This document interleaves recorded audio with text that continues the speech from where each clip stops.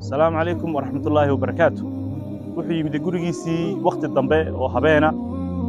isagoo doonaya carruurtiisa inuu soo shaqeeyo waxaan u soo waayay xaaskiisii buu weydiiyay carruurtiisii xaaladdeeda iyo sida ay yihiin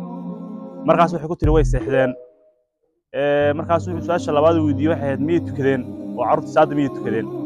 waxay tiri saan mashquulinayay aan ma weynlayay ay carruurtii seexdeen haddaan imka kiciyana cunto ma hayno wayna ooy dhibaataduna ma adkaysan karno hadalka markay tiri ayuu wuxuu ugu jawaabay ilaahay subxaanahu wa ta'aala wuxuu amray inaan salaada amro oo carruurteeda iyo ehelkayga salaada baro waxa loo yaqaano risqa iyo qaybintiisa ilaahay subxaanahu wa ta'aala bas kale sidii markuu adkaystay xaasi carruurtii way kicisay markay salaada saa u tukadeen ilaahay subxaanahu wa ta'aala amarkiisa gurigiisa waa la soo garaacay waaba raashinka nooca oo nin taajir oo jaarkiisa ahaa